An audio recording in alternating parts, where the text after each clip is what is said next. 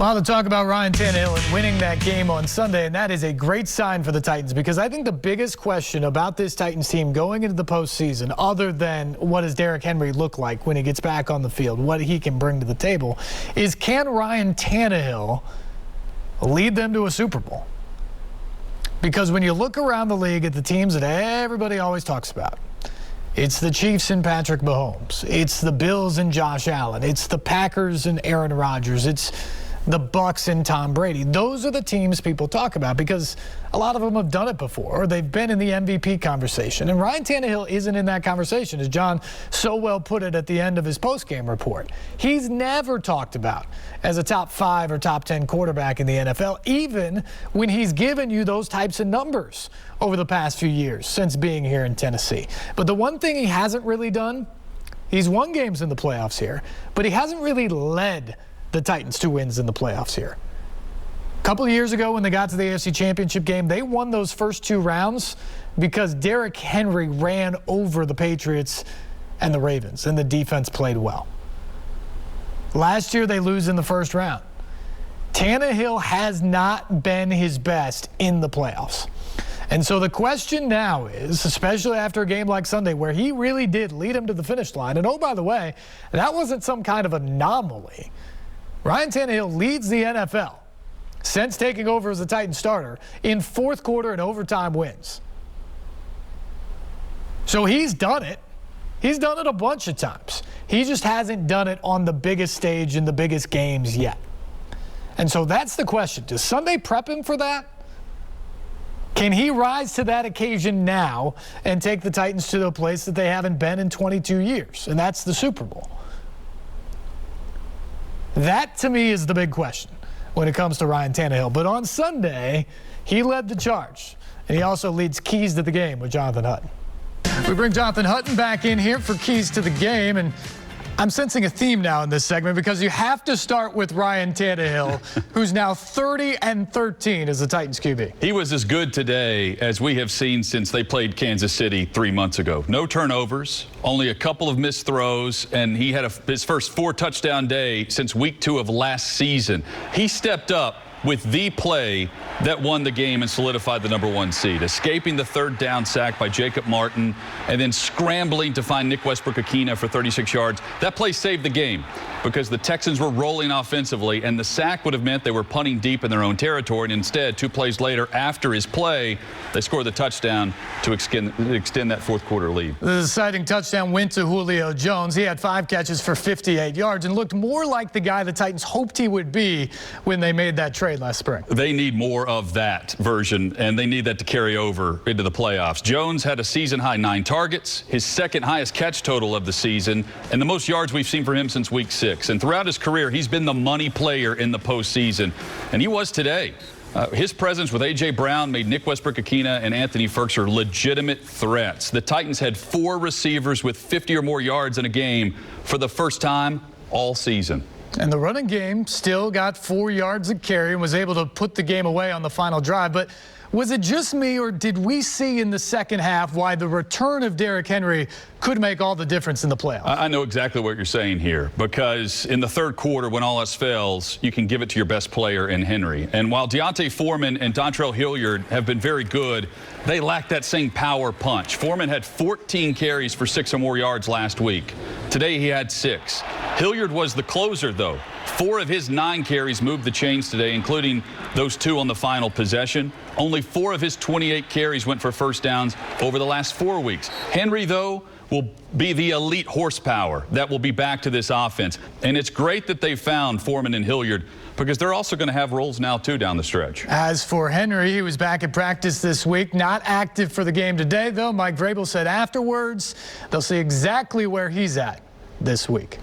And Vrabel still hasn't really tipped the hand at all of what's going on there. They're going to keep working him out, and they're going to see how he responds throughout the course of everything. Remember, when they activated him for practice or designated him to return last week, that started a window of 21 days. They have to practice him and decide whether or not to return him to the active roster. So they can go all the way up until game time of the divisional round. And some part of me thinks the Titans may go all the way up to game time just to make the opposing team think for a second that he might not be out there. But Derrick Henry is going to be a part of this. And he's going to be a part of what they do. But they're going to see how everything goes over the next couple of weeks. They're going to ramp up his workload. I think they'll increase it this week compared to what happened last week. And I think they'll have to increase it again next week. And they'll just see how he continues to respond. And hopefully without some kind of significant setback, Derrick Henry will be a part of this offense when the playoffs begin. The playoff picture was wild Sunday. You had the Colts losing in Jacksonville. That set up the Steelers getting in by beating the Ravens in Baltimore in overtime, or so they thought. It was a 98% chance for them to get in after that game. The only thing that could keep them out was if the Raiders and the Chargers tied. And there we were with 2 seconds left in overtime with the Raiders and the Chargers tied. But the Raiders, fortunately for all of us, played to win the game and not just to take knees and play it safe. Daniel Carlson kicks the field goal. The Raiders are in it as a 5 seed. The Steelers are in as the 7, and the Chargers were done, sent home packing by virtue of that loss. The AFC playoff picture is set. We get the initial reaction to that from Keith and Jay Hutt. All right, guys, we obviously don't know who the Titans will face in the divisional round in a couple weeks, but it will be the lowest remaining seed left. And we know they don't have to face either the Chiefs or the Bills until the AFC Championship. So what do you make of that path? I'm not worried about anybody that it could be coming in here if it's not the Chiefs or the Bills. Honestly, the lower-seeded teams, I don't think they stand a chance against the Titans. Titans have been playing great football, and they showed they can beat the top teams in the league already. Yeah, and I will say this, though, Keith. This is as wide open of an AFC playoff field as I can remember. An upset in any round by any seed will not shock me. We have seen practically every team throughout this playoff run lose to some of the worst teams in the league and beat some teams they were not supposed to beat. I think it's wide open, the AFC, and the Titans, Steve, only have to play 2 games instead of everyone else playing 3. That's huge. That is huge. So who's the biggest threat to them in the AFC? Yeah, I'm going to say Kansas City. I go Kansas City.